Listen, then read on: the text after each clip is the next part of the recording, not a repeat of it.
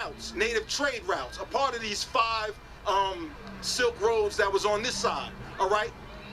The Underground Railroad, the final destination was a place called Nova Scotia, right? When you understand where Nova Scotia is, you understand that Nova Scotia means New Scotland, right? When you deal with Scotland, right? An example for a lot of y'all, because you like to watch movies, the last king of Scotland dealt with the Uganda. The Ugandans, right, who established what we call Kemet, a lot of them were run out of that area, and they went up into places like Greece. They went up into places like Rome, and they were known as the Etruscans. They were known as the Iberians, right, because they were being persecuted for their religious beliefs. These people were all Coptics, right? Any of you know about Kemetic studies, know who the Coptics are, know what is. So he just verified that there's been much traveling, intercontinental traveling, trade, so don't get it twisted.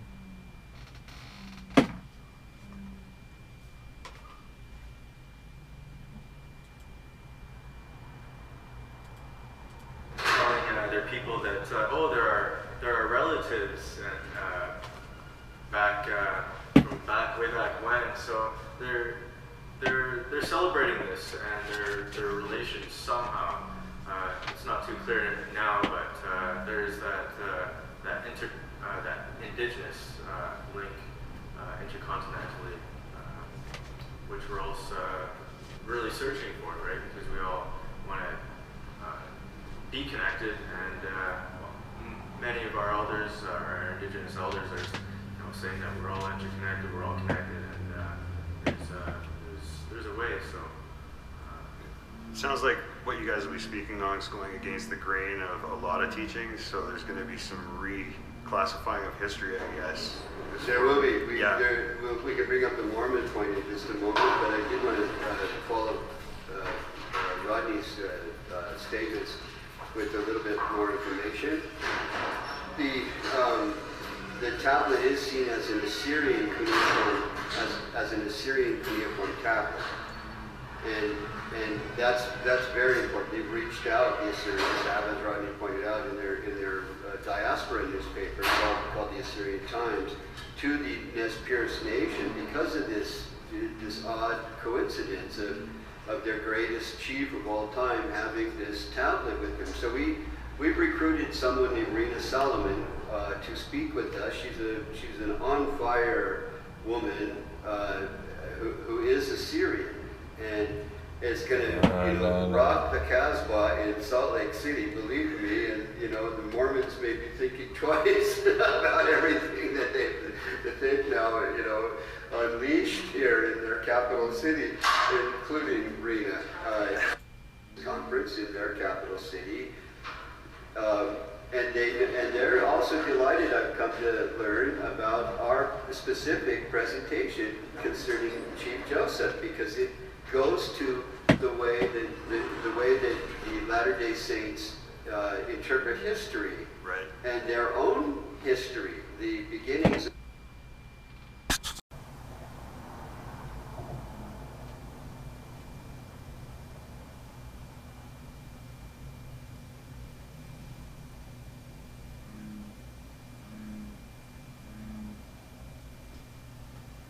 Welcome to another educational lesson. This is Francisco Perez.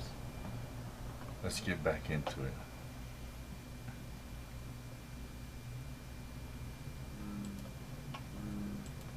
The beginnings of Mormonism in North America, and they have a notion that 4,000 years ago, to the exact same dating time as all these artifacts bear, which is bizarrely coincidental,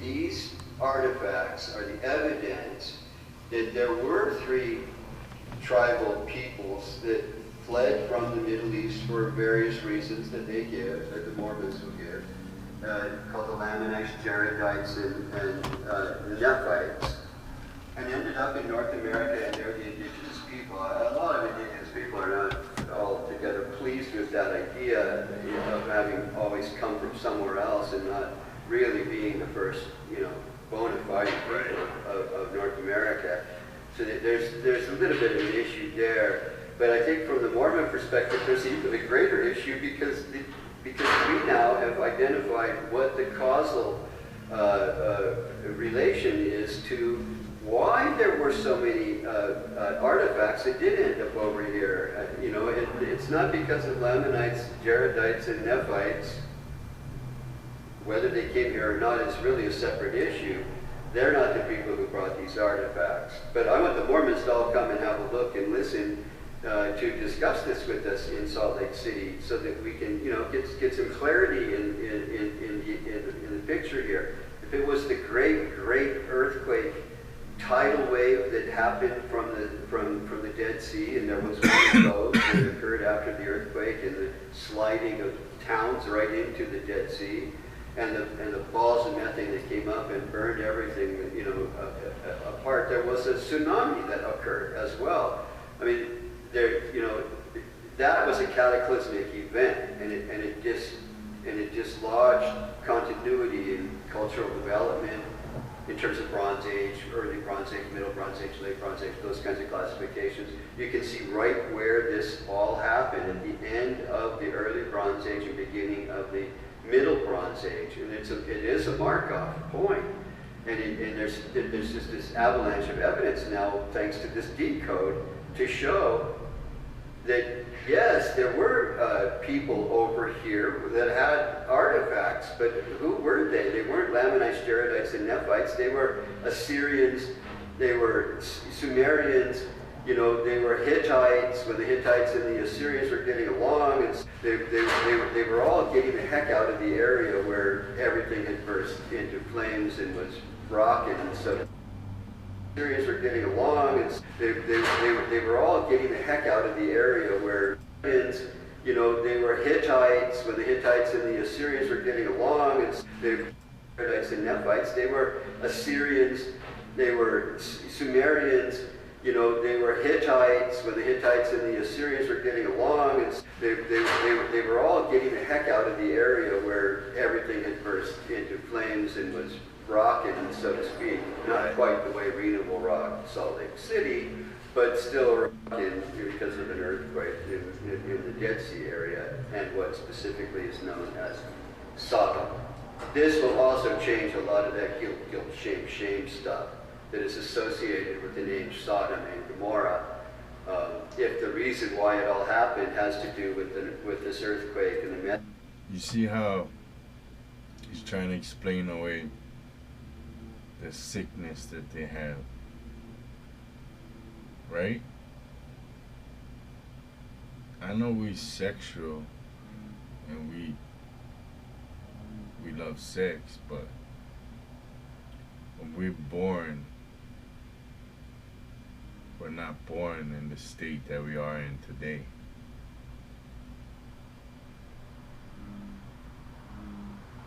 Growing up, you watch all kind of TV, or they're showing the breasts, watching real sex and all these different HBO and Showtime shows.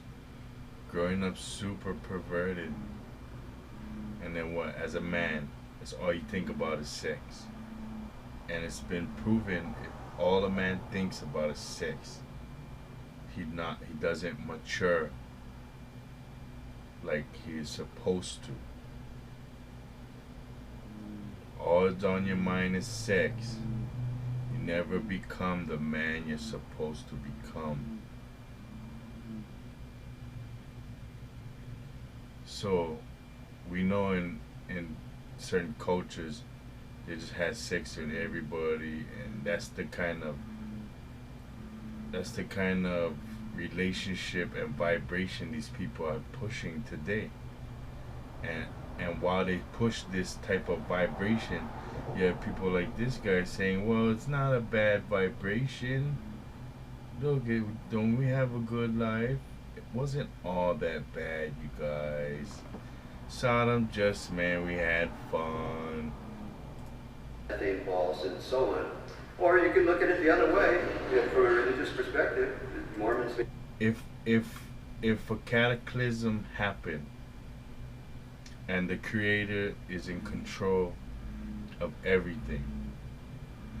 And how does that disprove the creator?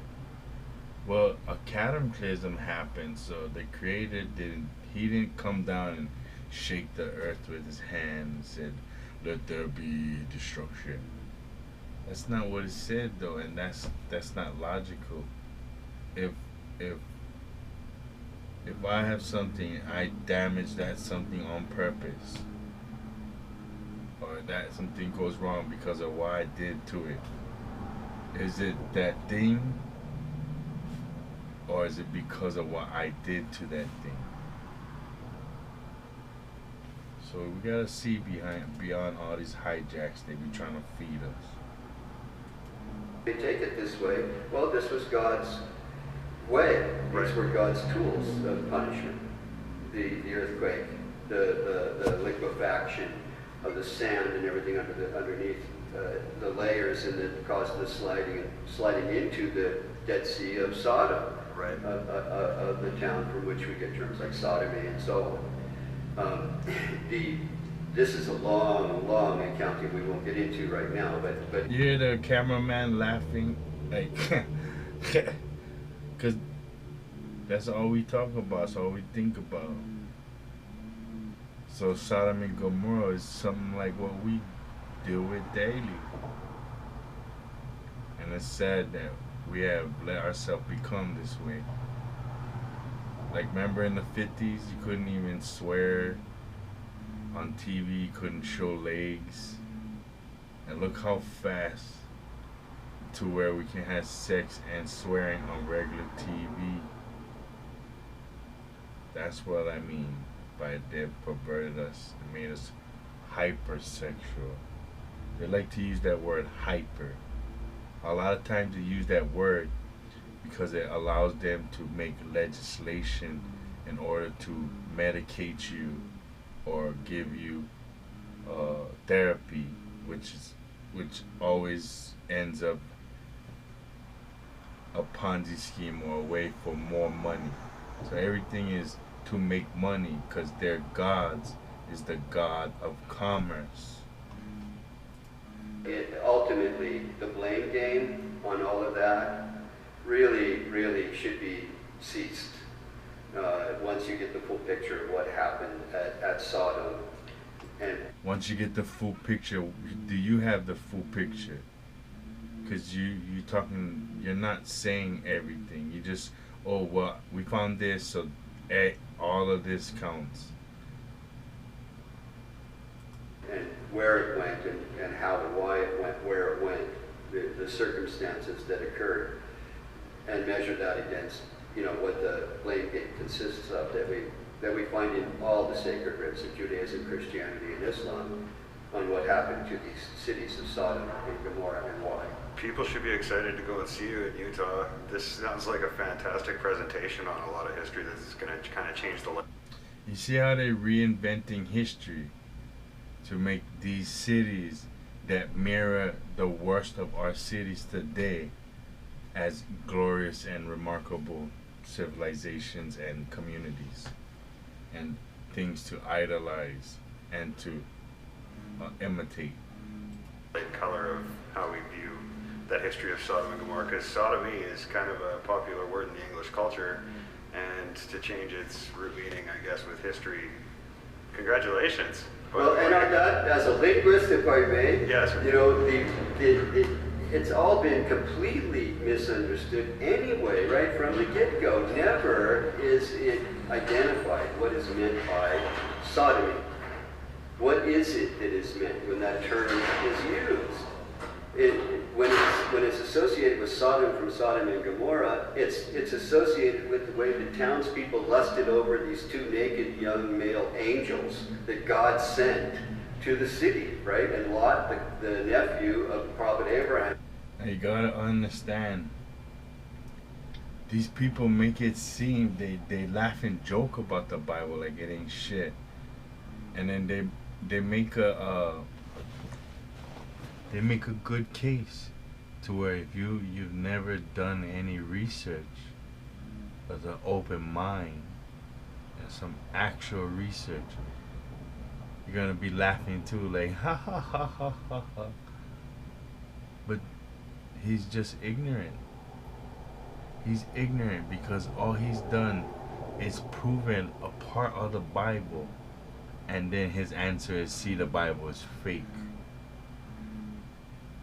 See? And his biggest case is the Mormons. That's where everybody uses, oh, the Mormons this, the Mormons that. So you disprove the theory of the Mormon.